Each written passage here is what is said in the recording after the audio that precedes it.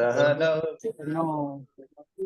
सह वीर्यं करवावहै तेजस्विनावधीतमस्तु मा विद्विषावहै। ओम शांति शांति। हरि ओम। तो आज हम लोग जीवन मुक्ति विवेक का पाठ करेंगे जिनके तो इसमें हम लोग करते हैं, पढ़ लेते हैं, उसके बाद में थोड़ा सा डिस्कशन कर देते हैं, मैं थोड़ा समझा देता हूँ। इस प्रकार से हम करते हैं। कुंडू। हाँ महाराज, क्योंकि आज वो सारे chapters like all the paragraphs are quite long, तो जो भी पढ़ेगा एक ही रिक्वेस्ट है, 2-3 सेंटेंस पढ़ने के बाद रुकिएगा, मतलब 1-2 श्लोक पढ़ने के बाद रुकिएगा ताकि उसके ऊपर डिस्कशन हो सके। पर ये श्लोक कैसे मालूम पड़ेगा कि ये एक श्लोक का ये है? ठीक है, तो ठीक है, 2 सेंटेंस पढ़िए, पढ़ के एक बार शॉर्ट पॉज लीजिए, और कोई बात होगा तो बात होगा। 5 लाइन पढ़ के पॉज कर लेते हैं, दैट इज बेटर। एकदम। एक्चुअली देखो मैं बताता हूँ जी। ऐसा है कि महाराज जब बोलेंगे तब मैंने देखा कि उसका मैंने हिंदी देखा, जैसे पहला जो है, पहला पैसेज है, बहुत लंबा है। हाँ। वो है अथ पंचम भूमि अपंचम भूमि भूमि रूपो निरोध समाधि उच्यते तम सोनुतम च निरोधम सूत्रयति।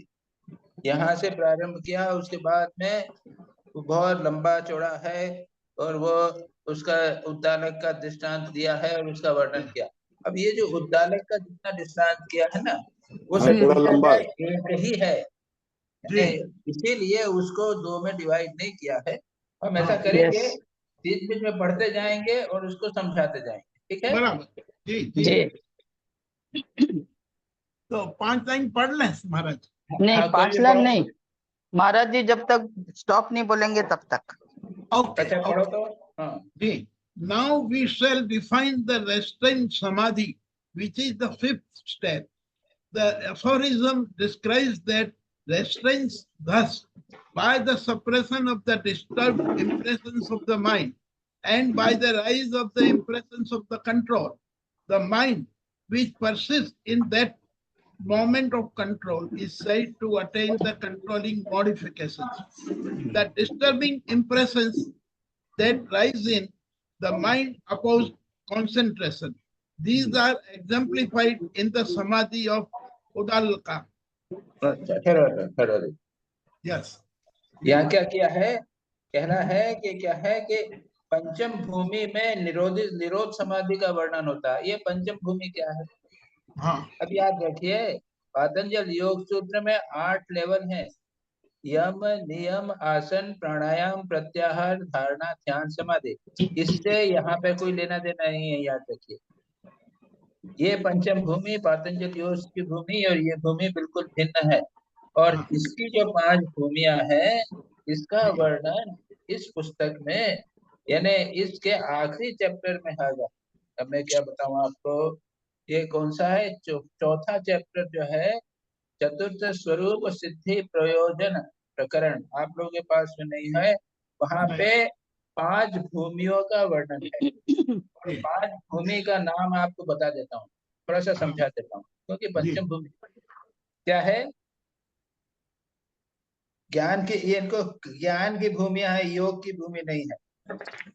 पहली भूमि है शुभेच्छा, दूसरी है विचारणा, तीसरी है तनुवासनसा, चौथी है सत्वापत्ति, चतुर्थ है असंसक्त, चौथी हो गई सत्ता, पांचवी असंसक्ति, उसके बाद में सप्तमी, छठी है पदार्थ भावनी, और सप्ती है तुरीयगा।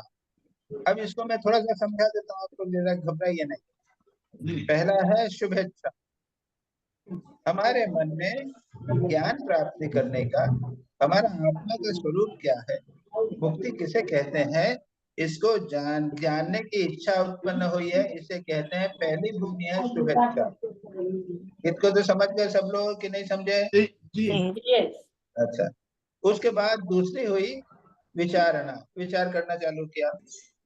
मैं क्या देह हूँ, मैं क्या मन हूँ, मन तो बदलता रहता है। मैं क्या बुद्धि हूँ, वो भी नहीं हूँ। अहंकार हूँ क्या, नहीं नहीं, अहंकार तो अच्छा बुरा सब होता है, बड़ी खराब चीज है। इसलिए ये जो विचार शुरू किया, ये दूसरी लेवल हुआ, ये विचारना के। ये भी समझ में आ गई बात। अच्छा, तीसरी है तनुमानसा। अब क्या है, मन जो हमारा इतना बिखरा हुआ था, बहुत सारा बिखरा हुआ मन रहता है, वो तनुमानस हो गया, छोटा हो गया, सीमित हो गया, कॉन्सेंट्रेटेड हो गया। ये हुआ तीसरा लेवल तनुमानसा। अभी हमको यहाँ पाने में थोड़ी मुश्किल हो रही है। अभी मन अभी भी बिखरा हुआ है, चंचल है। अभी तनु नहीं हुआ, तनु यानी सूक्ष्म या छोटा नहीं हुआ है ना, अटेन्यूएटेड माइंडनेस जिसे कहते हैं, वो नहीं हुआ है। उसके बाद में चौथा होता है, बहुत ऊंची बात हो जाती है, फोर्थ इज सत्वापत्ति। सत्वापत्ति यानी एक्सपीरियंस हो गया, एनलाइटनमेंट। यानी इसमें सत्वापत्ति, सत्वापत्ति लेवल में, उसको इंग्लिश ट्रांसलेशन में उन्होंने कहा है एनलाइटनमेंट, सत्वापत्ति, तत्व का एक्सपीरियंस। उसके बाद में पांचवी भूमि हुई असंशक्ति। असंशक्ति यानी डिटैचमेंट, पूर्ण डिटैचमेंट, पूर्ण अनासक्ति। छठी हुई पदार्थ भावनी, यानी छठी में हुआ आपको ज्ञान होगा, पदार्थ भावनी एक्सपीरियंस होगा। और सप्तमी स्थिति को कहते हैं तुरीयगा, तुरीय यानी उसके सबके ट्रांसेंडेंस, यानी सब कुछ। तो ये इस प्रकार की, ये वेदांत के अनुसार, ज्ञान के अनुसार ये 7 भूमियां हैं। और यहाँ पर तो क्या बताया है, यहाँ कहते हैं पंचम भूमि रूपो निरोध समाधि उच्चते। देखिए पंचम भूमि को क्या कहा, निरोध समाधि। मैंने अभी जो कहा, तो कहा है ना कि पंचम भूमि वो सत्तापति, सत्वापत्ति, असंशक्ति, असंशक्ति कहिए या निरोध समाधि, ये एक कहिए। तो ये बहुत ऊंची स्थिति होती है। लेकिन यहाँ पर जो इम्पोर्टेंट बात है, इसमें जो उसमें बाधाएं हैं उसके बारे में बात की जा रही है। क्या कहे हैं उसको, महाराज जी एक और महाराज, हाँ हाँ, ये 7 भूमियां किस चीज की है महाराज जी? ये ज्ञान की ज्ञान। भूमियां हैं। ज्ञान, अच्छा। हाँ, अद्वैत ज्ञान की भूमि। अच्छा महाराज, और जो योगा में जो आपने एक बार बोला था भूमि होता है क्षिप्त विक्षिप्त, वो सब भूमि क्या होता है? नहीं, ये पातंजलि योग सूत्र की है। हाँ, क्षिप्त विक्षिप्त मूढ़ एकाग्र निरुद्ध, वो जो है हाँ, ये पातंजलि योग सूत्र में है, मन की है। अच्छा। और ये जो है ये ज्ञान की है। बराबर। So now you're explaining. इसको देख लेना, सुनो, जिनको देखना है इसमें चौथे चैप्टर में शुरू में इसको दिया हुआ है, आप लोग देख लेना।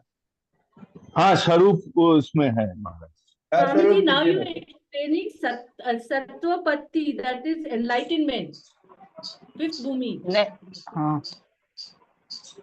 हाँ, that's all right. वो enlightenment, knowledge. नहीं, वो तो फोर्थ है सत्तापति, फिफ्थ है असंशक्ति। Both is Tanu Manasa.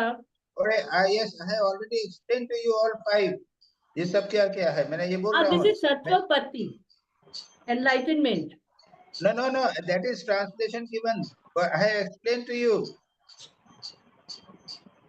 And if I try to explain enlightenment, what do you mean by enlightenment? It will become मुश्किल हो जाएगी।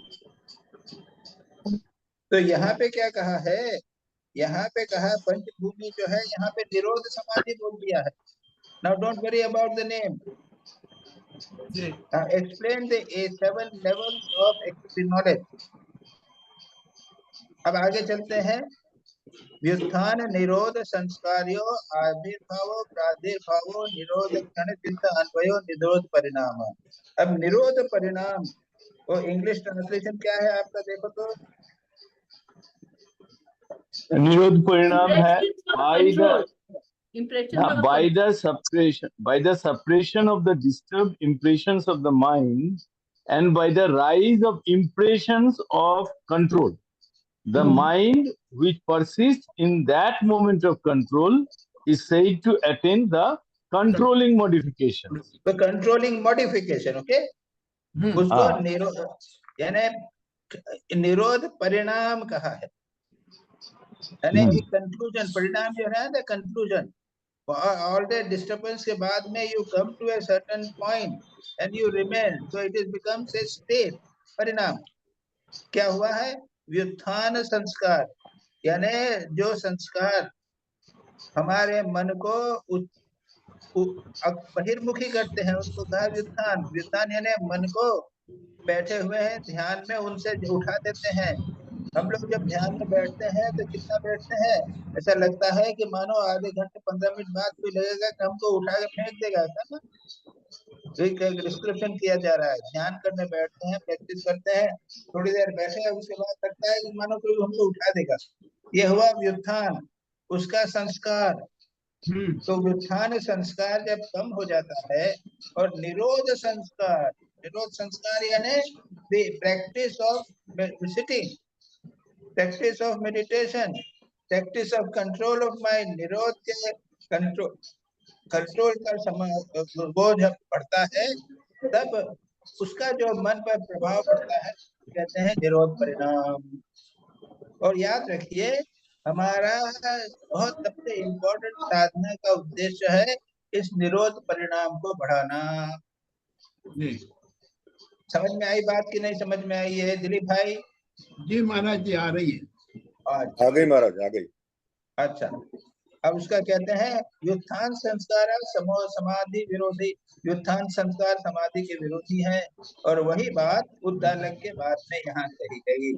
वो पढ़िए तो जरा, कदा हम चित्त बनने चले गए छे Buddha.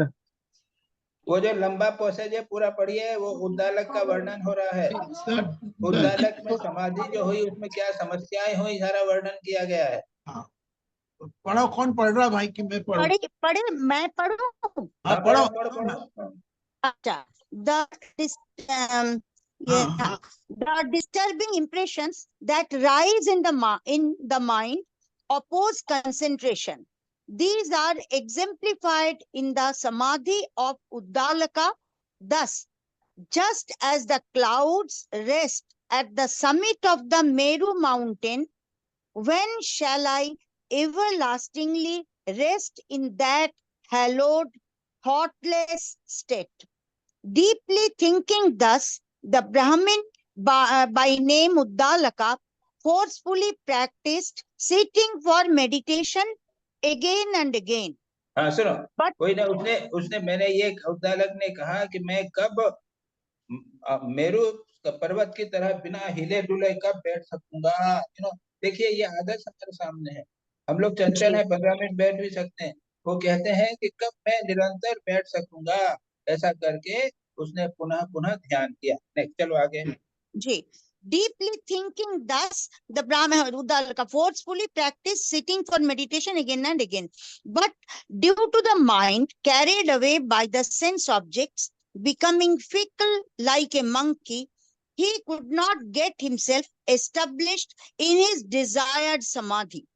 Sometimes when he renounced outward sense objects, his monkey mind got involved with internal sense objects, and some other times gave up inner projections of sense objects in preference to outward actual sense objects. Sometimes his mind fled like a terrified bird. Another time saw the all-pervading lumen equivalent to that of the rising sun.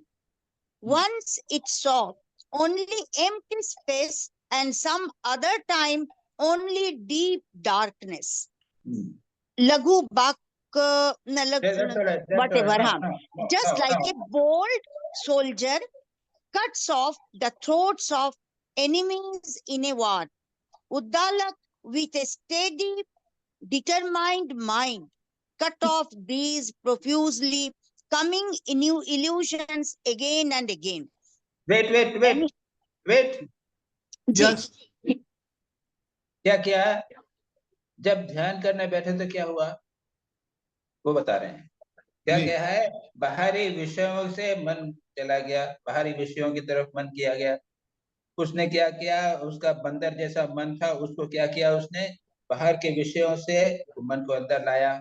तो अंदर लाया तो उसका मन जो है अंदर के विषयों में मन ही मन, जब मन ध्यान करते हैं तो मन में भी कितने विषय आ जाते हैं ना, जी। उस जी। मन के विषयों में चला गया। बाह्य स्पर्श बंद किया तो मन में चला गया, और मन से अगर किया तो मन में ध्यान कर रहा है तो मन जो है वो बाहरी विषयों की तरफ भाग रहा है।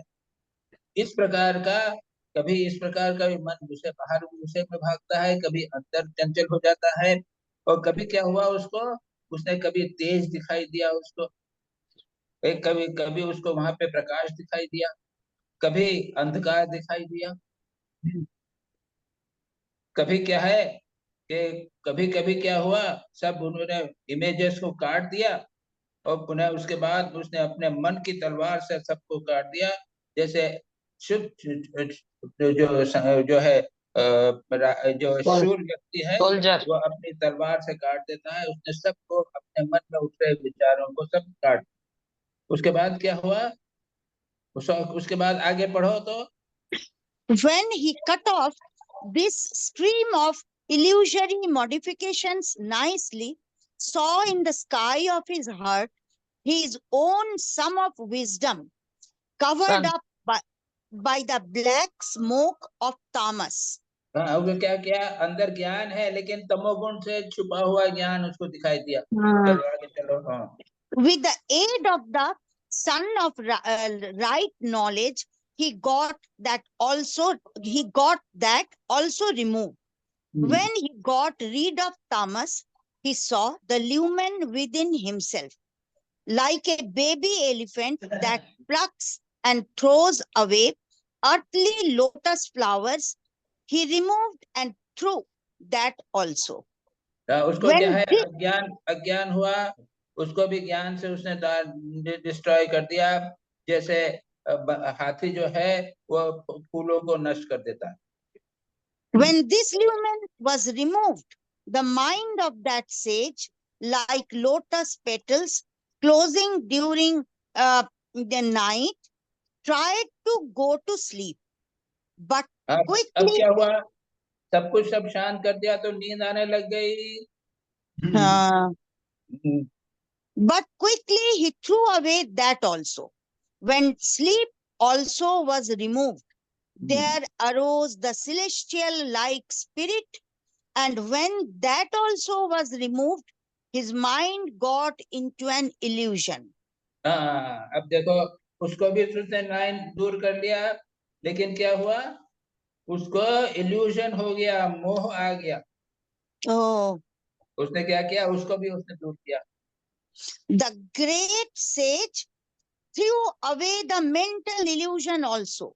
हाँ, Then within no time, his mind came to rest in a certain state that was devoid of anything like illusion, sleep, tamas, lumen, etc. अच्छा, तब वो ऐसी स्थिति में पहुंचा कि जो प्रकाश, अंधकार, निद्रा और डिस्टर्बेंस, मोह इत्यादि सब कुछ नहीं थे। ऐसी स्थिति में वह पहुंचा। तो यहाँ क्या वर्णन किया है? यहाँ पर सारा वर्णन किया है कि जब ध्यान करते हैं तो किस प्रकार के ये संस्कार उत्पन्न होते हैं, व्युत्थान संस्कार उसके बाधा उत्पन्न करते हैं। और इसको ये जो है ये संभवतः हमारे लिए इतना प्रैक्टिकल नहीं हो। हमारे लिए यतीश्वरानंद जी ने या ब्रह्मानंद जी ने वर्णन किया है कि अगर आप ध्यान करने बैठे तो क्या होता है, कभी इष्ट की मूर्ति आती नहीं है, दिखाई नहीं देती है। कभी दिखाई देती है तो सूर्य मुंह दिखाई देता है, पैर नहीं दिखाई देते हैं। या फिर कभी दिखाई देता है, पूरा दिखाई देता है तो थोड़ी देर रहता है, चला जाता है। या फिर पूरा दिखता है लेकिन वो जीवंत नहीं दिखता है, कागज का फोटो जैसा दिखाई देता है, जीवंत जागृत कंटिन्यूसली नहीं दिखाई देता है। या फिर दिखता है जीवंत लेकिन आनंदमय दिखाई देता है। तो इस प्रकार से जो ध्यान करते हैं हम लोग आज के जमाने में, उनके जीवन में भी इस प्रकार की नाना बाधाएं आते हैं। इसको यहाँ पर व्युत्थान संस्कार कहा है। हाँ? अच्छा, अब इनको दूर करने का क्या है, उसको प्रयत्न करने आगे पढ़िए। कौन पढ़ेगा? अच्छा, एक थोड़ा सा हम पढ़ लेते हैं फिर कोई शुरू करे। These disturbing impressions of the mind get defeated every day, every second by the suppressive efforts of the yogi, and in their place the opposite impressions show up. This being so, every moment suppression follows the mind. This is the effect of mental suppressions. हाँ, ये बहुत important बात है। अगर हम जब क्या करते हैं, ध्यान करने का प्रयत्न कर रहे हैं ना, जी, तो इसको कहा निरोध हेतु, निरोध का कारण, निरोध करना। व्युत्थान यानी तो विक्षेप है, निरोध समझ गए ना, सब समझते हैं निरोध की बात।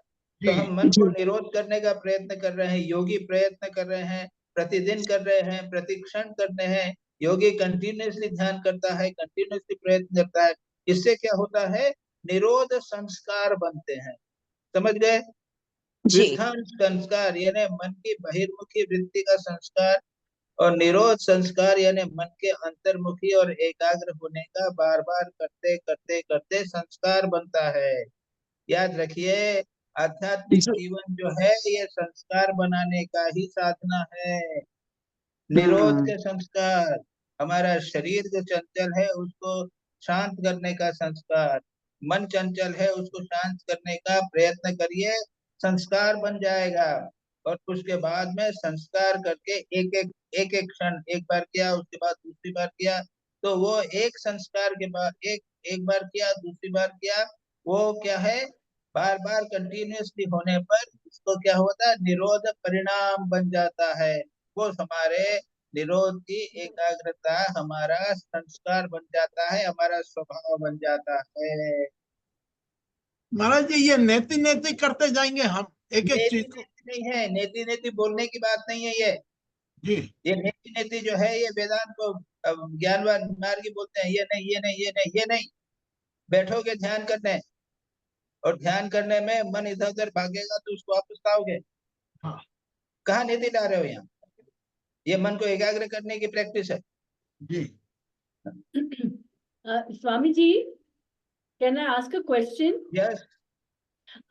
Swamiji, when you are attempting this kind of control, there is a lot of many times you fail. That leads to suppose, for example, when tamas overpowers you, it leads to a lot of depression. What does one do? You punish the mind, or what do you do? You see, that also is the depression also is a vikshep, is also an obstruction.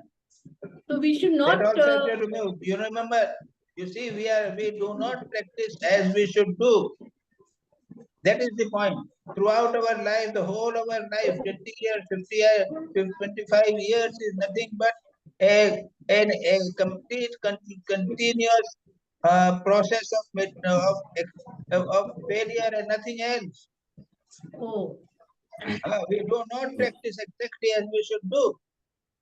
Yes. Maharaj, Nothing but this failure, nothing but failure. Maharaj, That is called Vyutthana Sanskara. Continuously Vyutthana Sanskaras are produced. We have to make Sanskaras of Nirodha. Maharaj, Sanskara of concentration.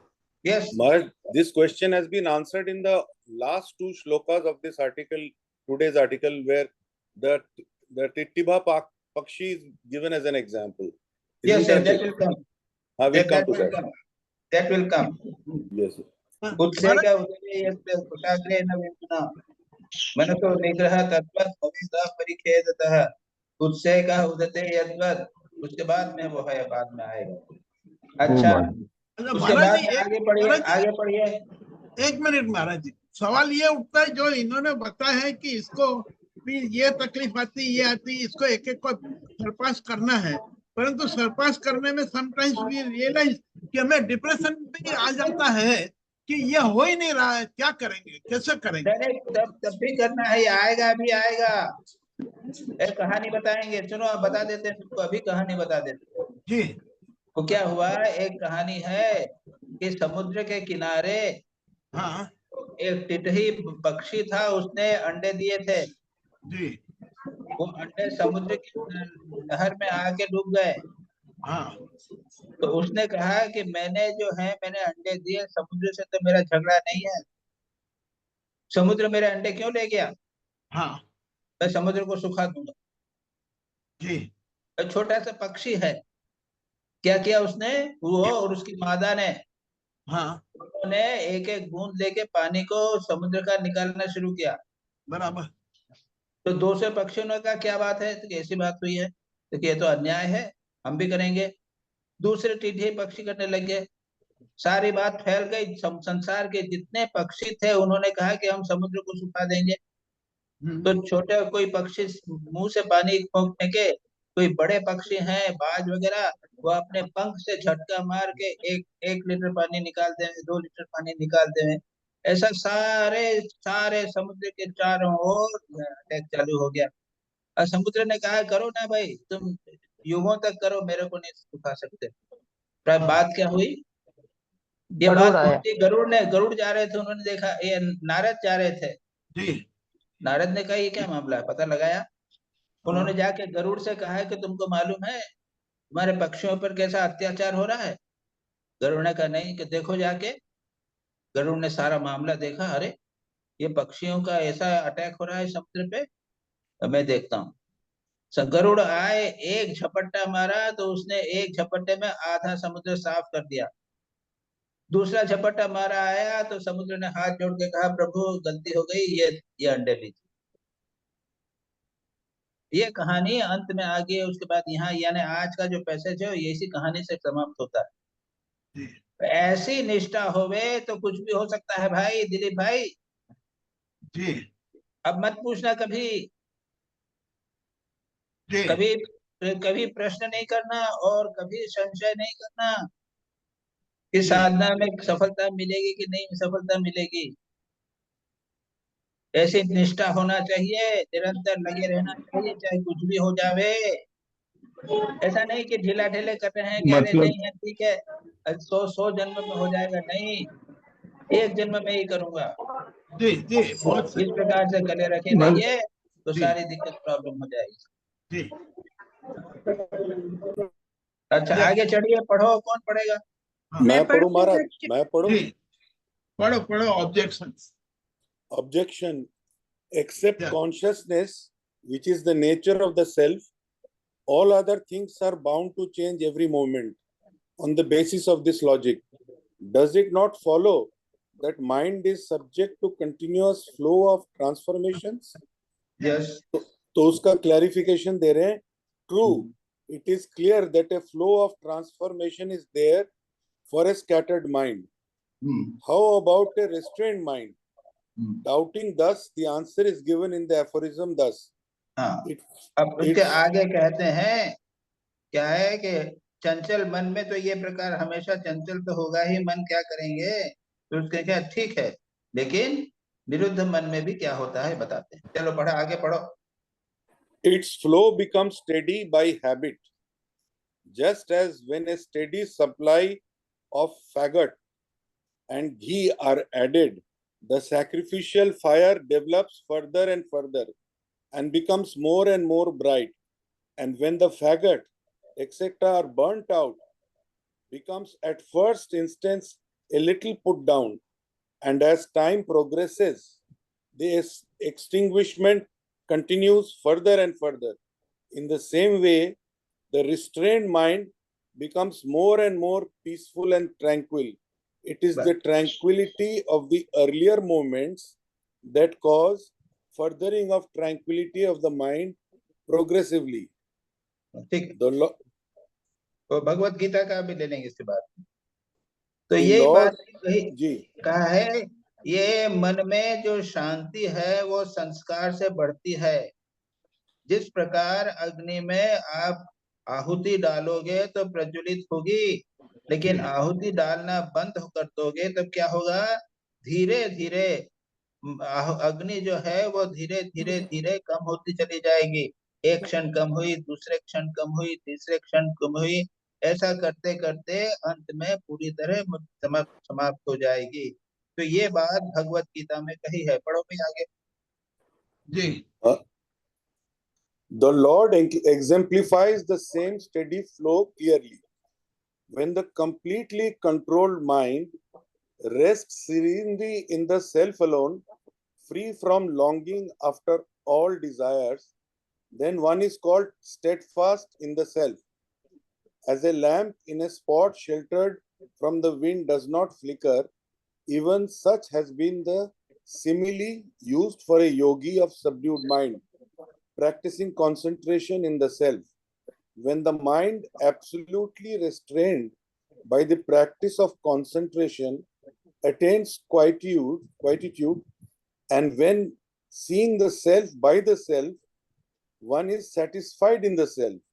When one feels that infinite bliss which is perceived by the purified intellect and which transcends the senses and established wherein one never departs from one's real state, having obtained which one regards no other acquisition superior to that, and where established one is not moved even by heavy sorrow, let that be known as the state called by the name of yoga, a state of severance from the contact with pain.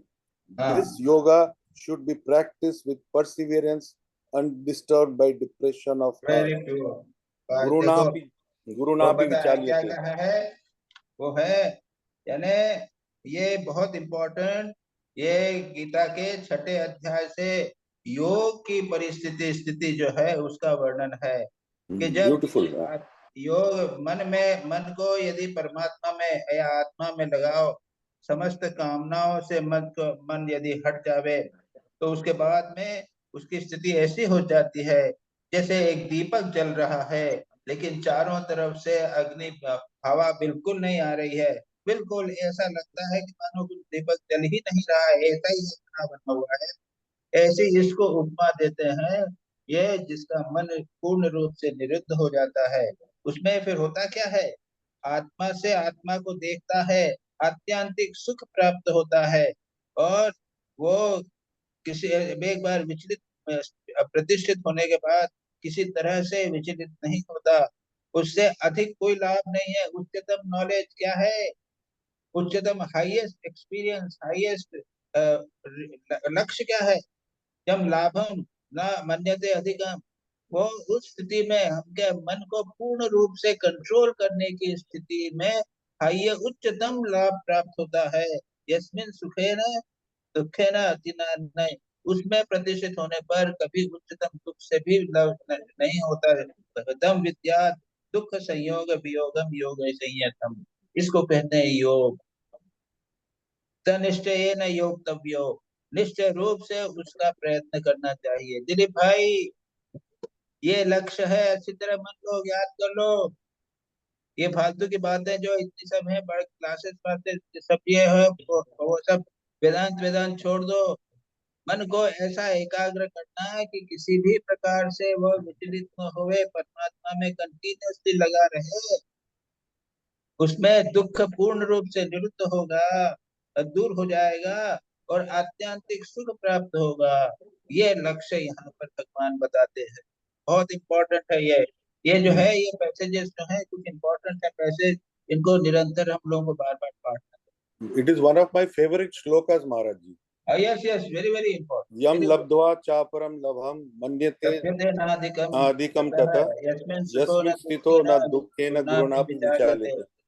तम विद्या दुख संयोग वियोगम योग संगीतम सनिश्चयेन योगतव्यो योगो निर्विण्ण चेतसा, बिना किसी depression के continuously उसमें लगे रहना चाहिए, चाहे कुछ भी हो जावे।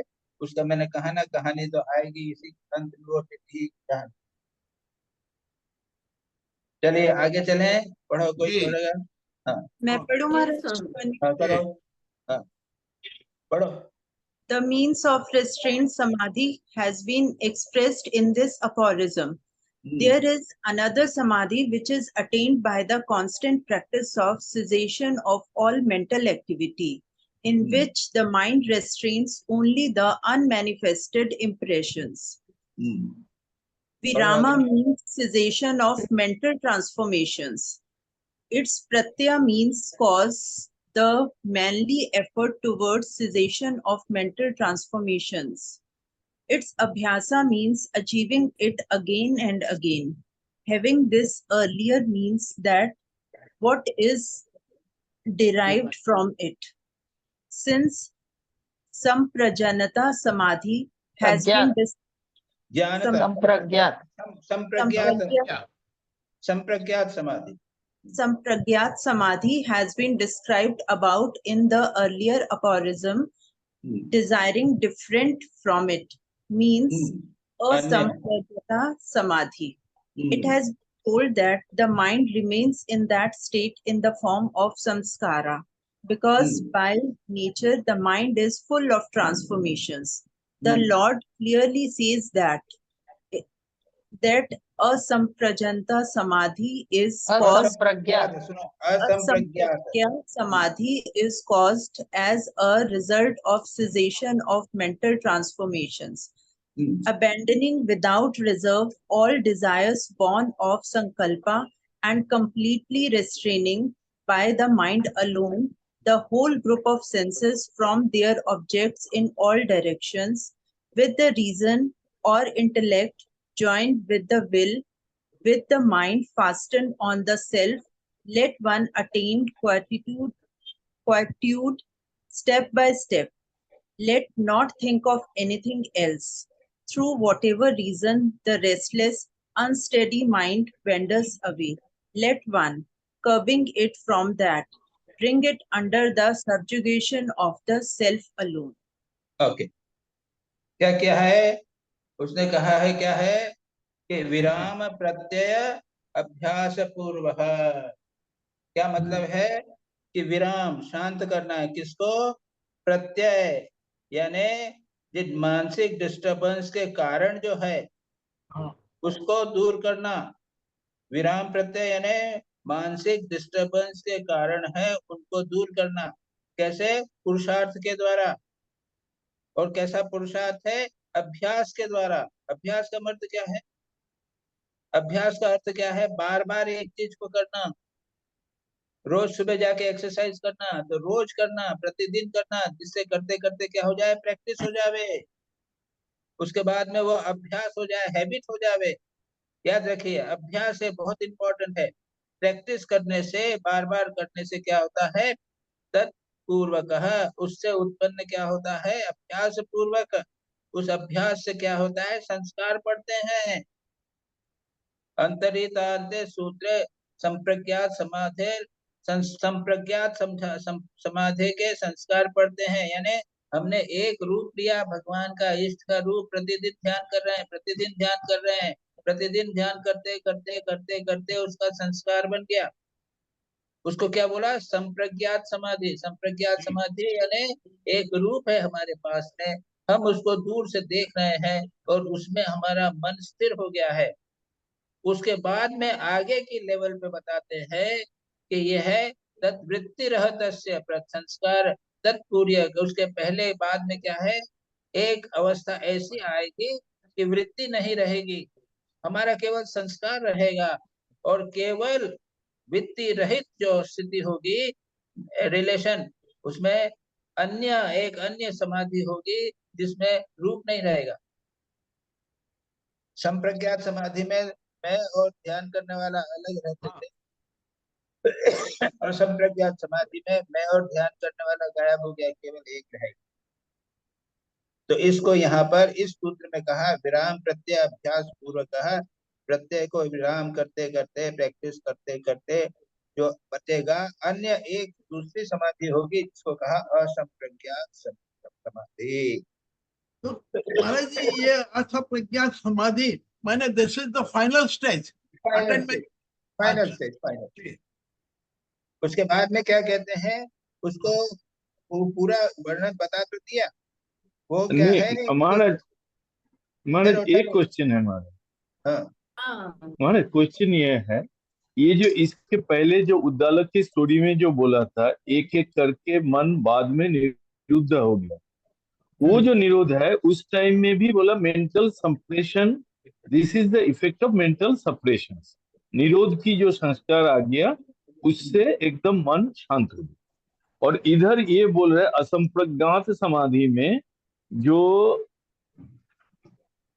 विराम प्रत्यय की अभ्यास कर करके जो है हमने मन में आके, it has been told that the mind remains in that state in the form of संस्कारा। तो ये संस्कार और वो स्टेट, ये दोनों में अंतर क्या है? वहां पे जो बताया है, उद्दालक की जो बात बताई थी ना, हाँ हाँ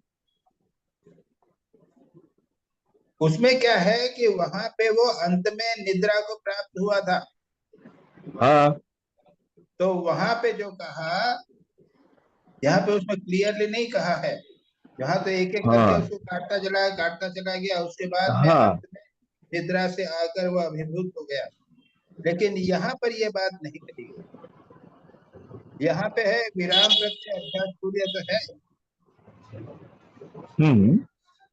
तुम्हारा प्रश्न बहुत अच्छा है। अगर उस प्रकार का है, वो संप्रज्ञात अल्टीमेट जो स्थिति है ना, संप्रज्ञात समाधि तक तो समझ में आ जाता है। हाँ उतना तक समझ में आ गया। लेकिन उसके बाद में कहते हैं कि उसके बाद में जो कहा, तत्र वृत्ति रहित चित्त स्वरूप दुर्विलक्षणत्वात् संस्कार रूपेण चित्तम शिष्यते। उसमें क्या होता है कि अगर ठीक ठीक किया जाए तो चित्त वृत्ति नहीं रहती है, संस्कार मात्र रहता है। विराम प्रत्यय जन्यत्वम, उसको भगवान यहाँ पर संकल्प प्रज्ञान कामान यहाँ से जो कह रहे हैं, ये हमने पढ़ लिया ना, पढ़ लिया हमने। जो छठा चैप्टर का हमने पढ़ा के नहीं पढ़ा, पढ़ लिया नहीं क्या? संकल्प स्वामी जी प्रज्ञान एक और कामान। नहीं क्वेश्चन है। वो महाराज समझाना है, पढ़ा तो है लेकिन अच्छा ठीक ये है, ठीक है। इतना तक हाँ, बात ठीक। हुआ, इसके मतलब गीता में जो बोला है वो इसी का एक्सप्लेनेशन है या स्टेट का वर्णन है। अब तो गीता इसी को तो बता रही है। हाँ तो उसको विराम प्रत्यय अभ्यास पूर्वक संस्कार शेषो अन्य जो है, उसको ही गीता ने भगवान ने बताया है। संकल्प प्रज्ञान कामान सर्वान शेष मन से है वह इंद्रिय ज्ञान विनियम सतत, समस्त संकल्पों से उत्पन्न कामनाओं को त्याग करेगा और मन की इंद्रियों को मन के द्वारा इंद्रियों को कंट्रोल करेगा। धीरे धीरे बुद्धि के द्वारा ऊपर में, बुद्धि के द्वारा मन को हटाकर आत्मा में मन को लगाएगा और किसी का चिंतन नहीं करेगा। तो यहाँ पर यह इम्पोर्टेंट बात है कि मन को एक चीज पर, आत्मा पे तो लगाना पड़ेगा। और जब जब मन भागेगा, उसको बार बार प्रयत्न पूर्वक पुनः उस जगह पे लगाना पड़ेगा। स्वामी जी एक और प्रश्न है। काम्यमाना श्रक्चंदन उस बाद में बता दिया है कि कामना यत है, कामनाएं कौन कौन सी हैं? तो ये संसार की श्रक्चंदन, वनिता, पुत्र, मित्र इत्यादि, ये जो है इनको मोक्ष शास्त्र में विवेक के द्वारा जिस प्रकार से काटा जाता है, उसके द्वारा उनको दूर करके मन को बार बार अपनी आत्मा में लगाना पड़ेगा। उसके बाद तो वो संकल्प कामनाओं की बात की जाएगी। हाँ बोलो, क्या प्रश्न है? स्वामी जी जैसे कि वो बोलते हैं एंड में कि रूप पे ध्यान टिक जाता है before it goes into nothing. Now प्रश्न इधर है कि अगर हम जैसे गुरु ने कहा है कि साउंड पे ही ध्यान रखो, तो साउंड पे जब ध्यान मंत्र पे ही रखते हैं तो रूप तो आता नहीं है। देखो देखो देखो देखो देखो, यहाँ पर ये बात नहीं आ रही। यहाँ पर ये प्रश्न है, इंडिविजुअल प्रश्न हो जाएगा। यहाँ पर फंडामेंटल बताया गया है। सविकल्प समाधि किसी एक ऑब्जेक्ट, या तो रूप हो या साउंड हो या जो भी होवे, जो किसी पर लगाते हुए सविकल्प समाधि आएगी, और उसके बाद में निर्विकल्प समाधि की बात कही गई है। जब वो भी चला जाएगा, केवल क्या रहेगा? केवल उसका संस्कार। संस्कार मात्र रहेगा। हाँ तो महाराज जी, उसका ये केवल उसका संप्रज्ञात संस्कार मात्र रहेगा। निरोध संस्कार की बहुत इंपॉर्टेंट बात कही गई है। ये जो बीच में दूसरे प्रश्न है, ये जो सेकेंडरी क्वेश्चन है, वो नहीं चलेगी। अब ऐसे आगे पढ़ो तो। महाराज जी 1 मिनट, वो संप्रज्ञात समाधि में जो पड़ा हुआ है संस्कार, उसको निरुद्ध संस्कार से खत्म किया जाता है, हाँ हाँ, और फिर एक संस्कार मात्र रह जाता है, यही है ना? बस हाँ, निरोध हाँ संस्कार रह जाता है। हाँ याद रखिए, जो दो चीजें अच्छी तरह समझ लीजिए, हाँ व्युत्थान संस्कार और निरोध संस्कार। हाँ, यही पतंजलि और योग सूत्र निरोध में भी कहा संस्कार कंटिन्यूअसली करते करते करते करते ये निरोध संस्कार ही पहले रह जाता है। सविकल्प समाधि और उसके बाद निर्विकल्प समाधि को प्राप्त। हाँ, यही पतंजलि योग सूत्र में भी लिखा है। हाँ ठीक है। अच्छा चलो आगे, कौन पढ़ रहा है? अच्छा मैं दीदी, पढ़ूं मैं महाराज? पढ़ती हूँ। पढ़ो पढ़ो भाई जल्दी। और although involved with the various defects well known to the learned and knowers of spiritual wisdom, the mind disregards those defects because of the ignorance since time immemorial, and thinks of as nothing wrong regarding objects like flower, garlands, sandal paste, women, sons, friends, home, land, etc., which are desired by people in general. Because of that thought, desires such as "let me have this" will arise. In the Smriti, also it is declared that the root of desire rests in resolve. Sacrifices are generated by resolve. O desire, I know your origin. You arise from resolve. I shall not think of you. You will be destroyed along with your origin. Okay. When one clearly तो थोड़ा सा देख लो, when यहाँ पे one यही कहा गया है, संक्षेप में कहा गया है कि जितने भी प्रकार की इच्छाएं हो, यानी श्रक, चंदन, वनिता, पुत्र, मित्र, ग्रह, क्षेत्र इत्यादि जो सब चीज है, ये कामनाएं जो है वो संकल्प से उत्पन्न होती हैं। और संकल्प को उन्होंने कहा है, संकल्प यानी डिजायर जो है वो कैसे उत्पन्न होती है? इमेजिनेशन से। संकल्प का इंग्लिश ट्रांसलेशन पता नहीं आपका क्या है, हमारे यहाँ पे इमेजिनेशन, विल, संकल्प, इससे कामनाएं उत्पन्न होती हैं, इच्छाएं उत्पन्न होती हैं। इसलिए इन संकल्प को, कामनाओं को त्याग दो, ये इम्पोर्टेंट बात कही गई। और आगे पढ़ो। When one clearly understands through discrimination the defects that are associated with objects, such as desire gets lost. In the case of the delicious dish that has been vomited by a dog, desires vanish. Just as desires ought to be given up in the case of objects like garlands and sandal paste, desires are to be renounced even with respect to Brahmaloka, etc., and the 8 types of treasures like anima, intending thus. All Sarvan has been emphasized. One who has fasted for a month, although without food in that month, will again and again long for food. Intending that it should not happen here too, it has been told completely, asheshataha. Although in the heart of one's heart, one is not desiring whatever natural longing is there of sense organs, like the eye, towards sense objects like beautiful form, etc., that also should be controlled willingly with effort, to indicate that the senses and the mind should not lean towards even seeing gods, my God, etc., from all sides. Samantataha is mentioned to indicate that the settings are to be conquered step by step, one after another, softly, gently. Shanai Shanai Uparamit is mentioned. The 4 settings have been described in the Kathavali.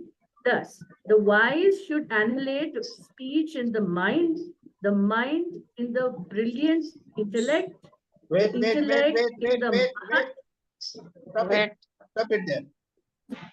और no one is reading, only will. What is this? Read other दूसरे लोग भी पढ़ो भाई. अब क्या है? Now it said we have already told that kama arises by sankalpa.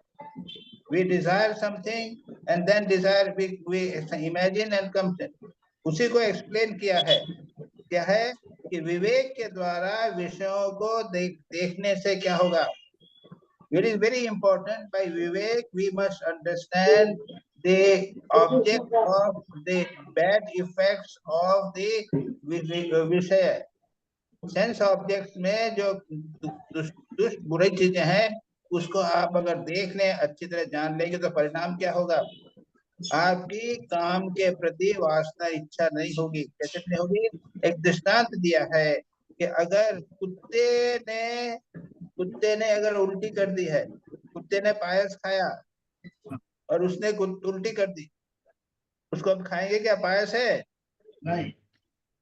उसी प्रकार से एक बार विषयों के दोषों को हम अच्छी तरह समझ लेंगे तो उसके बाद उनके तरफ मन नहीं जाएगा. ये है विषयों को त्याग करने का उपाय ना. याद रखिए. These are not theoretical things. ये एक केवल विचार की बात नहीं है दिलीप भाई. उसको मन में ऐसा गहरा बिठाना है. ये विषय जो है ये कुत्ते से के द्वारा उल्टी गई पायस है, भयानक है, उसको नहीं लेना है. और ये कहाँ पे है? ये है थोड़ा सा चंदन और अपने गले में माला पहनना, उससे लेकर ब्रह्मलोक तक, अणिमादि अष्ट सिद्धियां तक, ये सब के सब जो है वो कुत्ते के द्वारा उल्टी की पायस के समान है, भयानक है. ये मन में गहरा बिठाइए. उसके बाद में एक मास पड़ा है ना.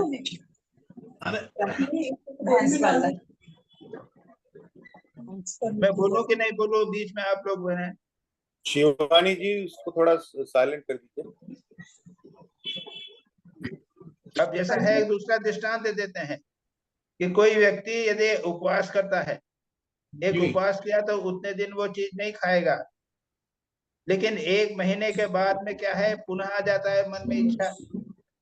तो ये उपवास करने से नहीं होता. लोगों को देखेंगे आप बहुत सारे उपवास करते हैं लेकिन सारा जीवन वासनाएं नहीं जाती है. इसलिए क्या है, वो मन में जो प्रवृत्ति है उसको विवेक के द्वारा दूर करना पड़ेगा.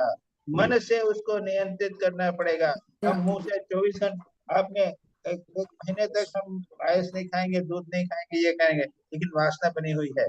मन पूर्वक उसको दूर करना बहुत इम्पोर्टेंट है, याद रखिए.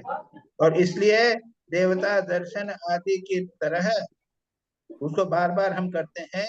इसी प्रकार से हमको बार बार विचार करना चाहिए कि ये जो चीजें हैं ये इनमें साक्षात बड़े भयानक हैं. ये कुत्ते के द्वारा उल्टी की हुई पायस जैसे हैं. महाराज जी जब उसके बाद में कहते हैं उनके अलग अलग लेवल दिए गए हैं. भूमिका जय क्रमेण उपरमस्य विविक्त तत्वात् शनैः शनैः. क्या है? धीरे धीरे है ना. शनैः शनैः उपरमे, गीता में कहा ना, शनैः शनैः उपरमे बुद्ध्यागति ध्येयत्वया. यानी क्या है, एक लेवल पे धीरे धीरे करो भाई. एक लेवल करो, दूसरी लेवल करो. इसे और तीसरी जो है शनैः शनैः की बात में अब यहाँ पे बात करेंगे. महाराज जी सवाल एक ये मेरे मन में आता है कि सने सने करने से काम होगा या एट ए टाइम यदि उसको खत्म कर दे तो ही हो सकता है? क्योंकि धीरे धीरे करने में तो ये हालत रहती है कि जैसे बताया कि 5 दिन का उपवास किया उसके बाद वो की वो स्थिति में आ जाते हो, फिर 1 महीने का उपवास किया उसके बाद फिर वापिस वो स्थिति में आ जाते हैं. ठीक है. कुछ लोग ऐसा भी करते हैं. हाँ, एक चीज छोड़ दिया कि मैं सारा जीवन पायस नहीं बस. छोड़ दिया. हाँ तो वो जी चलो ठीक है. ये कोई बात कर लिया. जी अगले साल में कहा एक जो मैं अब रसगुल्ला नहीं खाऊंगा. पर वो धीरे धीरे नहीं, एट ए टाइम एक एक चीज नहीं छोड़ते नहीं जाओ। नहीं, ठीक है ठीक है ठीक है, ये तो कर दिया उन्होंने, लेकिन इच्छा तो बनी रहती है, जब तक विचार नहीं होगा तब तक बनी रहती है। और इसको आगे यहाँ उपाय बोलते हैं, अगला आएगा उसको उपाय बोलेंगे। चलो तो यच्छत वाग मनसी प्राज्ञा, ये शुरू करिए। जी। कौन पढ़ेगा? The the wise should annihilate speech in the mind in the brilliant intellect, the intellect in the Mahat self, the Hiranyagarbha buddhi, and that one in the tranquil self. ये कठोपनिषद की बात है। हाँ आगे पढ़ो। The functional speech is of two kinds, mundane and spiritual. Gossiping or prattling is mundane, and japa, repetition of a holy name or syllable, etc., is spiritual. Of these, the mundane talk causes too much distraction. Therefore, the yogi should not do it even when he is not engrossed in samadhi. महाराज, ये हमारा daily conduct की बात कर रहे हैं, मतलब जब हम जब ध्यान नहीं कर रहे हैं। पढ़ लो। अच्छा, पॉइंट मत उठाओ, don't raise the point. That is why in the Smriti it is told thus: the monk with a single staff should be possessing. अरे तुम्हारा एंगल करो, ये माइक का एंगल करो तो ठीक से।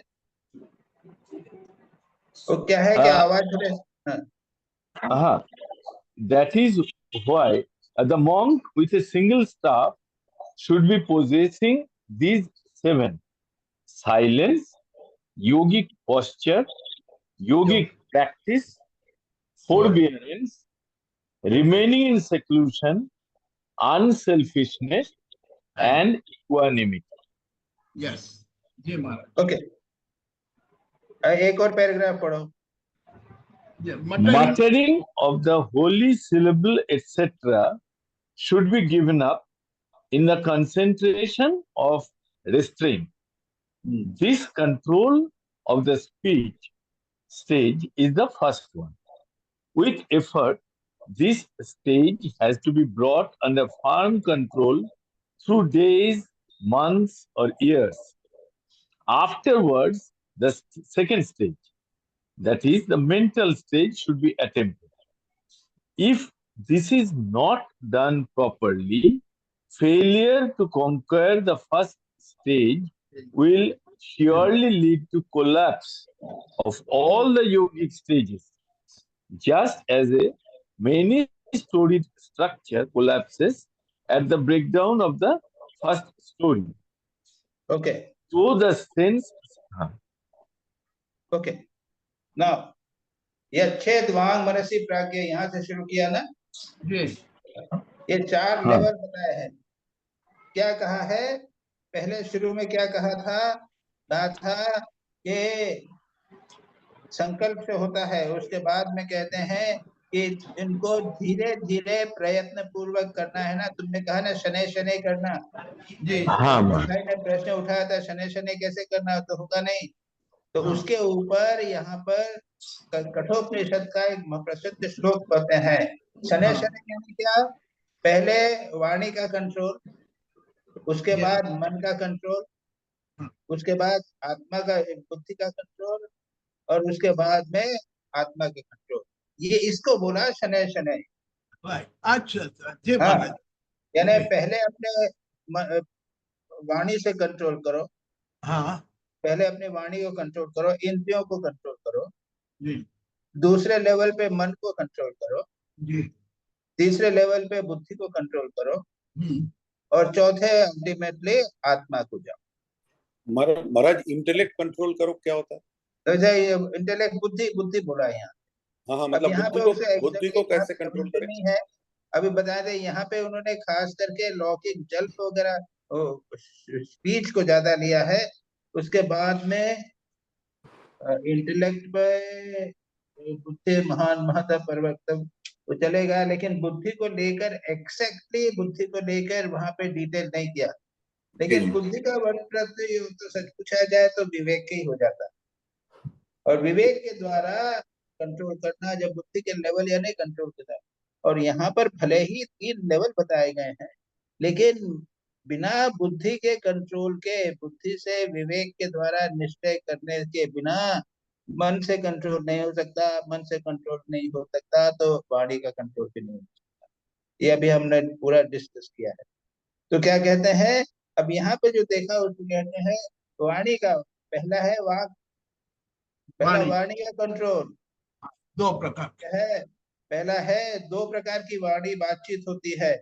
एक तो है जो सांसारिक बातें हैं, फालतू बातें, दिन भर वही करते रहते हैं, संसार की चर्चा, पॉलिटिक्स की चर्चा। और दूसरी है वैदिक। तो पहला है कि बाहरी जो कन्वर्सेशन है उसको पूरी तरह त्याग दो, और उसके बाद में वैदिक जो है उसमें क्या है, जब ध्यान करना है, शास्त्रों का पाठ करना है। और ये भी क्या है, ये भी जितना कम हो सके उतना करना चाहिए। और उसके बाद में एक ये बहुत अच्छा श्लोक है, इसके 5 लेवल्स आप लोग याद कर लीजिए। मौनम, योगासनम, तितिक्षा, एकांतशीलता, निष्प्रह, समत्व, और सब, ये 7 चीजें हैं। क्या करना है, एकांश, मौन रहना। पहला लेवल है साधना का मौन रहना, इस श्लोक के अनुसार, नारद परिव्राजक उपनिषद के साथ। दूसरा है योगासन, यस पहला वाणी का स्टेज, दूसरा योगासन। यानी हम क्या है, इसको मैं समझा देता हूँ। हमेशा तो योगासन में नहीं बैठेंगे, लेकिन अगर ऑफिस में जा रहे हैं तो आप ऑफिस में बैठिए, अपने कमरे में बैठिए, अपने टेबल पे बैठिए, कुर्सी पे बैठिए, जितना कम हो उतना हिलिए। ये योगासन हो गया। तीसरा है योग यानी ध्यान, जो भी काम करें एकाग्रता से करें। चौथा है तितिक्षा, सहनशीलता। समझ गए ना, तितिक्षा तो बहुत इंपॉर्टेंट है। फैन नहीं आया, इलेक्ट्रिसिटी नहीं आई तो उतास मत कीजिए, सहन कीजिए। सहनम सर्व दुखानाम अप्रतिकार पूर्वकम, सभी दुखों को बिना प्रतिकार किए सहन करना। चिंता विलाप, बिना चिंता विलाप के सहन करना, इसको तितिक्षा बोलते हैं, तितिक्षा। उसके बाद में एकांतशीलता, एकांत में रहना। चौथा निष्पृह, निष्पृह ने इच्छाओं का त्याग। पांचवा, छठा है समत्व, संसार में सुख दुख के प्रति समत्व, शत्रु मित्र के प्रति समत्व। गीता में जो समत्व की बात बार बार कही गई है ये। और चौथा है निष्पृह, निष्पृह एकांतशीलता, एकांतशीलता, इक्विटेबल, ये हो गया, 7 हो गए, निष्क्रियता और समत्व। तो क्या हुआ है, सातवां है एक दंडधारी सन्यासी के लक्षण, ये उसका क्या मीनिंग? ये 7 हो गए ना? नहीं, 7वां लिखा है एक दंडधारी सन्यासी। अरे एक, हे भगवान, एक धारी सन्यासी के ये 7 लक्षण होते हैं। कौन से? मौन, योगासन, एकाग्रता, ध्यान, तितिक्षा, एकांतशीलता, एकांत रहना, और बिना इच्छा के डिजायरलेस होना, निष्क्रिय होना। ये 7 लक्षण हैं जो सन्यासी के, यानी ये सब साधक के। दिल भाई लिस्ट बना लो। बराबर जी। हाँ, तो इसी को बाद में कहा है, ये वाणी का सबसे पहला है, वाणी को बोलना पहला है। उसके बाद में वो धीरे धीरे प्रयत्न के द्वारा कुछ दिनों में, उसके बाद मास, 1 वर्ष, इस प्रकार से करके उसके बाद दूसरे स्तर पर, यहाँ तो कहा है पहला कंट्रोल करके उसके बाद दूसरे पे जाइए, लेकिन हम लोग इनको अलग एक साथ भी कर सकते हैं, कोई बात। बराबर जी। ठीक है जी, चले आगे चले। मैं पढ़ूं? मैं पढ़ूं? मैं पढ़ूं? पढ़ो, कौन कुंडू करो। महाराज जी 1 सेकंड, वो कह रहे हैं muttering of the Holi syllable also should be given up. आपने भी कहा जितना कम हो सके, लेकिन अभी तो हमको जब ध्यान ज्यादा से ज्यादा करना है। मन करिए ना, पहले मुंह से, तो मुंह को बंद करिए, मन पे आइए। अच्छा, उसके बाद में क्या ओके है, पहले ओके। मन पे आ गए, उसके बाद मन में जो है वो संसार की बहुत सारी बातें होती हैं, उसके बदले केवल जब रखिए ना, जी बाकी बातों को, बाकी मन के चंचलता को मन के जप में विलीन कर दीजिए। जी जी, मेंटली करें उसके उसके बाद बाद। धीरे धीरे जप को बदल के उसके बाद ध्यान कीजिए। ओके ओके, हाँ, राइट, ठीक है। तो अभी ध्यान के तक आ गए, एकांत में रहना, सहनशीलता करना जी और निस्वार्थ होना, बिना डिजायर के रहना, ये तो हो जाएगा। महाराज जी कौन और मैं इसमें ये कहा है कि पहले एक एक लेवल को करो, फिर दूसरे को कहो, इस प्रकार से एक एक लेवल करो। वाणी पे कंट्रोल किया नहीं और सबको करने लगेंगे तो जैसे हर बिना बिना वो उसके फाउंडेशन। बिना फाउंडेशन के टूट जाता है, उस प्रकार टूट जाएगा। जी जी, चलिए आगे चलिए, थोड़ा सा Yeah, और है। Prabhu Maharaj. Though the senses such as eye, etc., are also to be controlled, they should be understood to have been included in the speech stage or the mind stage. Objection. What has been said that the wise should dissolve speech in the mind, another cannot be justified, since there is no entry of one organ into another. हाँ, ये Clarification. अच्छा क्या ना, उसको इसमें विलीन करो। अरे विलीन करना, वहां कोई छेद है क्या, कोई गेट है क्या, विलीन कैसे करेंगे? इसलिए वैसा यानी उसको समझाने के लिए कि what do you mean by ये छेद, मर्जिंग का अर्थ क्या है, उसको समझाने के लिए बोल रहे हैं। चलो पढ़िए। Clarification. Not हाँ, so, because हाँ, actual entering is not meant here. Various distractions are caused by both speech and mind. Of the two, controlling the function of speech first, what remains to be controlled would be only the mind. This is what is meant here. When control of speech becomes as natural for the yogi as in the case of cows, buffaloes, horses, and the like, then the mind should be merged in the knowledge self. The self is of three types: the knowing self, the great self, and the peaceful self. Because अच्छा of the चलो यहाँ self थोड़ा सा being देखो, थोड़ा सा और एक आगे बढ़ो। मिनट। पहले कहा है कि वाणी को मन में कैसे डालना, और डालना नहीं है, मतलब ये है कि पहले मन को वाणी को कंट्रोल करो, बचेगा केवल मन।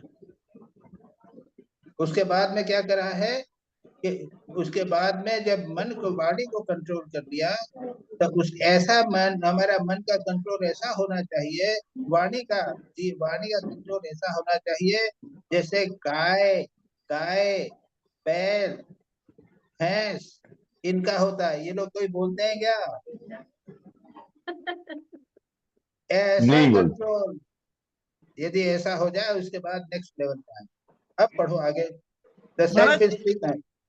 महाराज जी एक मिनट, वाणी का कंट्रोल का मीनिंग ये तो नहीं होता है कि हम बोलना बंद करें, क्योंकि वाणी से बोलना बंद करते पर माइंड में चीजें चलती रहती है, तो हाउ टू कंट्रोल दैट? नहीं, ये तो बाद में आएगा, अभी बाद में आएगा। पहले वाणी को कंट्रोल करो, यहाँ क्लियरली बोला है इस चीज को। पहले वाणी को पूरा कंट्रोल करो, तब बाद में बात आएगी। नहीं, पर माइंड में चीजें चलती रहेगी। ये आएगा ना, आएगा, पहले अभी आ रहा है। अभ्यास अभ्यास। The self is of three types: the knowing self, the great self, and the peaceful self. Because of the self being present as an agent in the act of knowing, the ego of knower is meant here by the word knowing self. Since the mind, which is the instrument of knowledge, is to be controlled, it is being mentioned separately. Hence, it is not to be understood by the word knowing. The egoism is of two kinds, special or individual and common or universal. The type of ego, I am the son of so and so, belongs to the individual variety, and I am only this much thinking belongs to the universal variety of egoism. This second variety of egoism being present in every individual it is called great Mahan. The two selves are thus attributed to by the two egoism respectively. The peaceful self is attributeless. All of them happen to be in the inner and outer relationships. The innermost is the peaceful self. This is pure knowledge, wherein exists the unmanifest avyakt primordial nature, moon prakriti, the cause in the form of physical power. At first, it manifests in the form of universal egoism and is called the great principle, Mahan Tattva, or the intellectual principle. Outer to that, it manifests in the form of individual egoism, and again outer to this in the form of the mind. Further outer to this in the form of sense organs such as speech, etc. With all this in view, the Shruti clearly describes their gradational one by one inwardness. Thus, the senses are superior to the sense objects, the mind superior to the senses, the intellect superior to the mind, the great self superior to the intellect, the unmanifest superior to the great self, the Purusha superior to the unmanifest. This is nothing superior to Purusha. Okay. That is, in the end, the supreme goal. Okay. Yes, Maharaj. Now, क्या कहा है यहाँ पे? वो मौन की 5-7 चीजें बता दी। आप बात कहते हैं कि मनो वाचम मनसी नियच्छेदिति अनुपपन्नम, यानी मन को वाणी को मन में डालना ये तो होता नहीं है, क्योंकि वो इंद्रिय तो बाहर रहती है। उसके कहा, उसका उत्तर देते हुए कहते हैं इसका मतलब ये नहीं है। क्या कहा है कि इसके अंदर घुसना का मतलब नहीं है। ये क्या है कि मतलब ये है कि स्पीच और मन और वाणी, इनको वे ये दोनों सबसे ज्यादा प्रॉब्लम करते हैं। उसको क्या है कि उसको दोनों को, मन और वाणी को कंट्रोल करने के लिए पहले वाणी को कंट्रोल करो, तो तब क्या होगा, अच्छी तरह वाणी को कंट्रोल कर दिया तो केवल मन को कंट्रोल करना रह जाएगा। जब वाणी को कंट्रोल हो गया, स्वाभाविक हो गया, इसी प्रकार से नहीं होगा जैसा कहा है ये काऊ बफेलो इत्यादि का, वैसा यदि हो जाएगा तब क्या होगा। उसके बाद में बात कहते हैं क्या है, उसके बाद समझाते हैं कि जो सेल्फ है, आत्मा है, वो 3 आत्मा है। क्या कहा है इसमें? आत्मा 3, ज्ञानात्मा, महात्मा, शांतात्मा जी।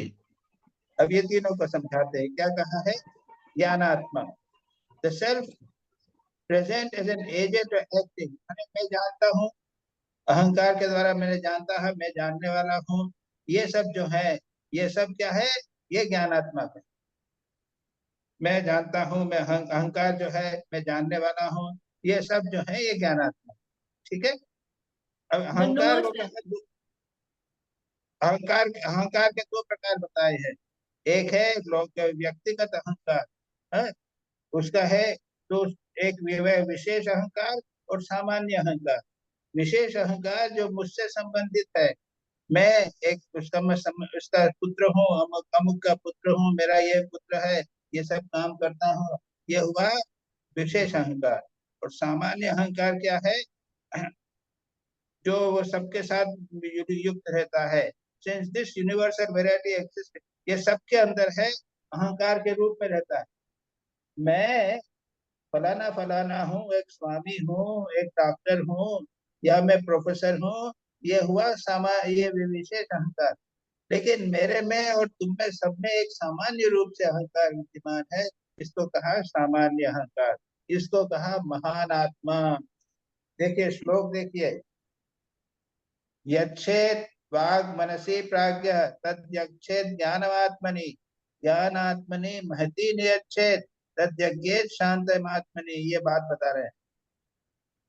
वाणी को कंट्रोल किया मन से, उसके बाद में उस मन को क्या करना है उसके पता है, ज्ञानात्मा, महानात्मा और शांतात्मा। तो ज्ञानात्मा क्या हुआ, यहाँ पे बताते हैं कि कहा है कि पहले क्या है, मैं हुआ, उसके बाद में एक अहंकार, अपने व्यक्तिगत अहंकार को त्याग दो। मैं इतना पढ़ा लिखा हूँ, बुद्धिमान हूँ, अमुक नाम है, इसका छोड़ दो। तब क्या रहेगा, एक यूनिवर्सल अहंकार रह जाएगा, उसको कहा महान आत्मा। अब क्या कहते हैं, इसके बाद महान आत्मा, उसको तच्चेत शांत आत्मा में। शांतात्मा यानी ट्रांक्विल सेल्फ, शांतात्मा है ना। महान आत्मा हो गया शांत आत्मा। शांतात्मा यानी इसी को कहा प्रकृति, अव्यक्त, मूला प्रकृति, ये सब जो है वो उसी के संबंध है, वो उससे संबंधित है। वो क्या है, विभिन्न प्रकार से अभिव्यक्त होती है, जो प्रकृति बोलते हैं, महत तत्व के रूप में है। ये सब फिलोसॉफिकल पोर्शंस हैं। तो वो outer then manifestation form individual ego, उसके अल्टीमेटली यही हमारा अहंकार के रूप में प्रकट होती है। लेकिन अंत में सबसे पहले क्या है, महत तत्व, या हम जिसे प्रकृति कहते हैं, ये कहते हैं। अब इसके पहले पढ़िए हुआ था, वह इंद्रियभ्यो पराय अर्था अर्थेभ्य परम मनः मनसस्तु परा बुद्धि बुद्धिरात्मा महान परः महतः परम अव्यक्तम। क्या कहता है, सेंसेस जो है उसके पहले ऑब्जेक्ट्स हैं, ऑब्जेक्ट के पीछे मन है। तो यहाँ तक तो समझ में आ गया बात ना। इंद्रियों के पीछे मन है, मन के पीछे बुद्धि है, बुद्धि के पीछे है महान आत्मा, और महान आत्मा के पीछे है अव्यक्त, और अव्यक्त के पीछे है पुरुष, और पुरुष के पीछे कुछ नहीं है, वही जो है वो परमात्मा, वह गोल है। स काष्ठा सा परागति, that is the end, the supreme goal. एवं सती नानाविध संकल्प विकल्प साधनम कारण रूपम मनोहंकरित निरस्ते। तो क्या ये कर लिया कि नहीं पढ़ा? महाराज जी, महाराज जी ये बराबर है, पर आखिरी भी इसको शांत आत्मा को भी अहंकार बताया गया है। नहीं, शांतात्मा है ना, वो अहंकार व्यापक अहंकार है। हाँ, बृहत अहंकार है परमात्मा के, यानी प्रकृति के साथ एक अहंकार हो गया। मतलब महाराज, इसके मतलब ये जो लेयर्स, एक एक लेयर में एक पर्सनल ईगो हो गया, इसके बाद कलेक्टिव ईगो हो गया, उसके बाद फिर फाइनल शांत आत्मा हो गया। All these things are within the self, that is within me, and I have to explore and reach the final stage. यही गोल है ना, ऐसा नहीं है। अच्छा महाराज, अल्टीमेटली क्या होता है कि I changes, the very concept of I changes. अच्छा, अभी तो मैं एक समझ रहा हूँ, single Swami Brahmeshananda, my ego can not be many, my ego only will be one. If my ego becomes final or cosmic ego, then I don't remain as I, that I itself change. This is a very important thing we must consider. जैसे कहा ना, अहम ब्रह्मास्मि सोहम, जी सोहम, हाँ सोहम, मैं वही हूँ, मैं वही हूँ, मैं वही हूँ। तब क्या होगा, ये मैं नहीं रहेगा, हम वही हो जाएंगे, वही है ना परमात्मा। सोहम सोहम करते, जब करते ना सोहम सोहम, जी जी, हाँ सोहम सोहम करते बहुत सारे। तो वो मैं वही हूँ यानी मैं परमात्मा हूँ, ये मैं कहाँ रहा, अब तो परमात्मा रहा। अच्छा, the point is this, when we talk of ego, Yes. we invariably identify itself with our body. yes, yes. ये इम्पोर्टेंट बात। बराबर। और यहाँ पर जो बात कहा गई है कि इंद्रियों के पहले परे है मन, मन के परे है बुद्धि, बुद्धि के परे है महत है आत्मा, महान आत्मा है, और महान आत्मा के परे परमात्मा है। तो ये महान आत्मा जो हुआ वो कॉस्मिक ईगो कह सकते हो आप। ओ अच्छा, मैं यही पूछने वाला था महाराज, ये ग्रेटर जो कहते हैं आत्मन, ग्रेट आत्मन, वो महत आत्मा है, महत आत्मा, महत ईगो है। महत परम अव्यक्त, उसके परे अव्यक्त है, प्रकृति उसके है, पीछे। ओके ओके, बड़े राइट। एवं सती हो गया ये। अब ये पढ़े। हाँ, और तस्याहं निगमं मन्ये वायोरिव सुदुष्करम् इति वदन्तम् नहीं, ये अर्जुनं पढ़ना प्रति है माँ। भगवदुत्तरभ्य पहले पढ़ो। Therefore the mind which produces a variety of thoughts in the form of instrument of deliberation, नानाविध संकल्प विकल्प साधन कारण रूप मन को, ऐसा जो मन है संकल्प विकल्प कारण रूप मन है, उसको अहंकार में डालो, व्यापक अहंकार में, यानी मन के व्यापारों को त्याग कर केवल अहंकार मात्र रखो। ये अशक्य नहीं है, कहता ये नहीं कर सकता। तस्याहं निग्रहं मन्ये वायुर्दुष्करम्, मन को उसको वायु की तरह कंट्रोल नहीं कर सकता। उसके ऊपर क्या कहा भगवान ने, बोलो तो पढ़ो। असंशय महाबाहो। हाँ महाराज, मैं पढ़ती हूँ। This being so, the mind which produces a variety of thoughts, the instrument of deliberation, is to be merged in the ego. This means renouncing mental activity but retaining only the I consciousness. It cannot be said that it is impossible for, in reply to Arjun's statement, I consider the control of the mind is hard to achieve, just as controlling the wind. The Lord has said, doubtless it is, O mighty Arjun, the mind is restless and hard to control, but by constant practice and by detachment, it can be restrained. Yoga is hard to accomplish, I think, for a man who cannot control his own mind, but it can be attained by him who has controlled himself and who strives by right means. Right means, that's it. Go ahead, complete karo. Complete. Quoting Patanjali's aphorisms, Yes. practice and detachment will be described later. One without self-control, asanyamatma, means who has no ascendancy over the previous states, and one who has it is with self-control, vashyatma. God Padacharya has described with example how such control is attained by right means. Thus, the mind is to be brought under control by undepressed effort, just like emptying the ocean drop-wise with the aid of a blade of kusha grass. Okay, now stop here. So we have done up to here, isn't it? No, a few more lines. Okay, although the mind, okay, फिर से पढ़ लो, दूसरा पढ़ लो।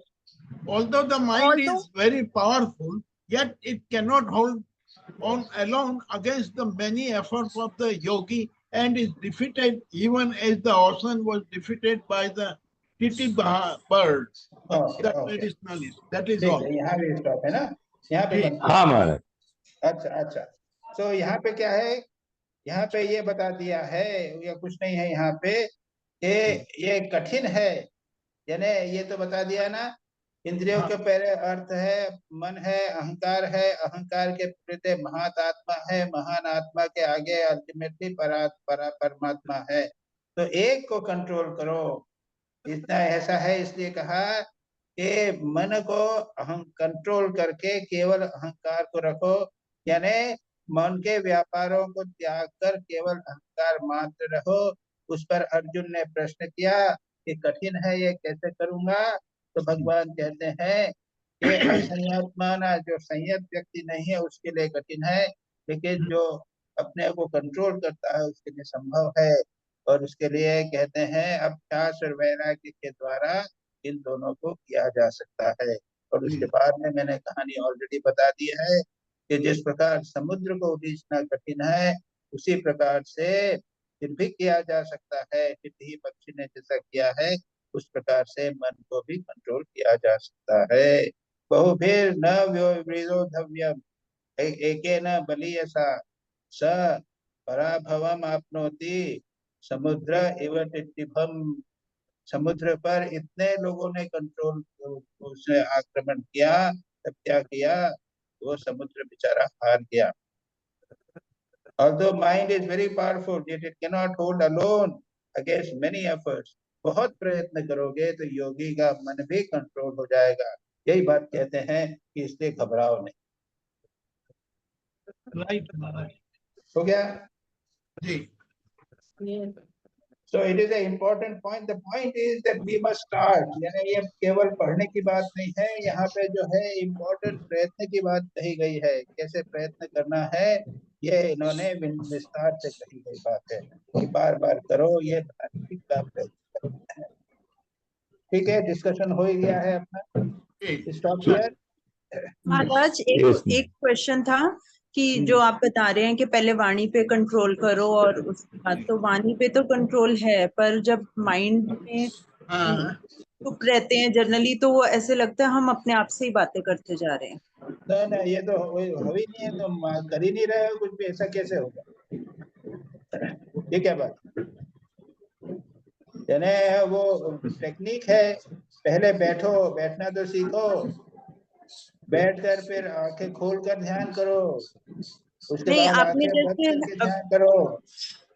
महाराज नहीं, वो नहीं, जैसे आपने अभी बोला था कि ऑफिस में हो या कहीं पर भी हो, तो मतलब सारे दिन में तो बोलना बहुत कम होता है, पर माइंड में काम चलता है या कुछ और मतलब विचार चलते हैं, वो पूछ रही थी कि तो नाम वो आपको उसके लिए तो ऑफिस में नहीं, पहले मन को अपने कमरे में एकांत में बैठकर तो कंट्रोल करने का अभ्यास करो, तब फिर बाहर भी अभ्यास हो सकेगा। वो एक साथ नहीं हो सकता, मन को नहीं हो सकता। वाणी को भले कर लिया, लेकिन मन को कंट्रोल करना कठिन है। मतलब ये है कि पहले अपने घर में जब रहोगे तब मन को कंट्रोल करने का, कार्य करते समय मन को कंट्रोल करने का, और बिना एकांत में रहते हुए मन को कंट्रोल करने का अभ्यास गहरा होना चाहिए, तभी हम बाहर मन को कंट्रोल कर सकेंगे, अन्यथा नहीं। महाराज कितने सालों से तो कर रहे हैं, कितना टाइम हो गया। तो वो तो उससे कहा उददे यत्पद, वो समुद्र को उलीचना सारा जन्मांतर भी हो जावे। एक बूंद से समुद्र को, एक एक बूंद कुछ घास से समुद्र को उलीचना है, वो करना तो पड़ेगा। इतना आसान तो नहीं है। समुद्र को साफ सुखाना चाहते हो तो महाराज जी, ये आखिरी जो एग्जाम्पल दिया है उस एग्जाम्पल से हिम्मत तो जरूर हमारी बढ़ गई कि हमें भी कभी ना कभी मिलेगा यदि उसने ये करके बताया। नहीं, लेकिन ऐसा है कि वो समुद्र उसने उलीचना जो है ना, वो एक एक मिनट से उसने रोका नहीं। हाँ, यानी पक्षी है, वो अपनी चोंच से एक एक बूंद निकाल रहा है, बराबर निकाल रहा है, बराबर निकाल रहा है, थक नहीं रहा है। ऐसे में तो मदद आई, पक्षियों की मदद आई, उसके बाद में गरुड़ की मदद आई। इतना तो नहीं करेंगे ना, 100% करोगे ना, हाँ, तब भगवान की कृपा होती है। नहीं तो भगवान कहते हैं अरे ये तो चल रहा है, इसको धीरे धीरे चल रहा है, तो हम भी चलने, तो इसको क्या करना है। मतलब खुद ही रेस्ट भी होना चाहिए और एफर्ट्स भी होने, सेल्फ ये एफर्ट्स। लग रहा है कि वो जो गरुड़ की मदद आई और सब काम हुआ, उसी प्रकार हमारे लिए महाराज की मदद आई तो काम हो जाएगा, ये समझ के चलो। अच्छा चलो, वो क्या शिवानी क्या बोल रही थी? महाराज मैं बोल रही थी कि इसका मतलब सेल्फ एफर्ट्स और इंटरेस्ट भी होना चाहिए, दोनों चीजें। दोनों होना चाहिए ना, बिल्कुल। वो मेरे को ठीक। 7 बातें ना, 7 बातें नहीं, 5-7 पॉइंट दिए ना। जी मौन है, उसके बाद में ध्यान है, ये के 5 है, तब पूरा पूरा करना पड़ेगा। और उसमें सब है। हम जब शास्त्र पढ़ते हैं तो देखते हैं कि इतनी सारी कंडीशंस हैं, हम 1-2 कंडीशन भी पूरी नहीं कर पाते हैं, ये आप समझ लीजिए। और कंटिन्यूअस होना पड़ेगा, कंटिन्यू, वो तो कंटिन्यूअस तो है ही, वो तो है। यानी वो जब तक हमको लक्ष्य प्राप्त नहीं हो जाता तब तक, उसके बाद भी लक्ष्य प्राप्त होने के बाद में क्या होगा, उसके बाद तो अभ्यास हो गया है करने का, उसके बाद छोड़ेंगे क्या? वो सिस्टम में और तो चलेगा, और ध्यान चलता ही नहीं, छूटता नहीं, फिर और क्या आनंद आता संस्कारी है। हो गया। हाँ क्या महाराज, प्रणाम महाराज। ठीक, अच्छा भाई संजय। हाँ भाई, धीरे धीरे सबको मिल लेते हैं, सबसे मिल लेते हैं। नहीं, वो शांति मंत्र हो जाए तो। नहीं नहीं, पहले सबसे मिला लो ना, नहीं पहले मिलाओगे, शांति मंत्र बाद में करोगे। प्रणाम महाराज। प्रणाम महाराज जी, प्रणाम। कहाँ दिखना है? नमस्ते नमस्ते देवाशीष भाई, आपने कुछ नहीं किया आज, ना तो प्रश्न किया, कुछ भी नहीं किया। अच्छा, आज तो प्रश्न का दिन नहीं है। ओह, टुडे इज नॉट द प्रश्न डे। Okay, next Sunday. प्रणाम महाराज। ठीक है ठीक है ठीक है। महाराज जी। महाराज हाँ भाई, नमस्ते नमस्ते। प्रणाम स्वामी जी। हाँ, नमस्ते नमस्ते। सपना जी आ गए। महाराज ये क्या, इसके नमस्ते ले लो। अच्छा ठीक है, नमस्ते ले लिया, नमस्ते। महाराज ये नमस्ते कर रहा है। हाँ, नमस्ते नमस्ते नमस्ते। प्रणाम स्वामी जी। नमस्ते। प्रणाम स्वामी जी। ठीक है, प्रणाम स्वामी जी। कर रहे हैं, नमस्ते। नमस्ते नमस्ते, ठीक है, नमस्ते। हो गया हो गया, शुरू कर दिया। सबने कर दिया। नमस्ते प्रणाम स्वामी जी।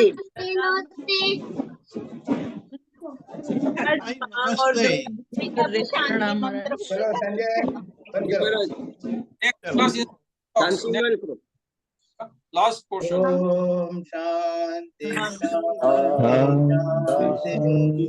हरि ओम तत्सत्। श्री राम अर्पणमस्तु।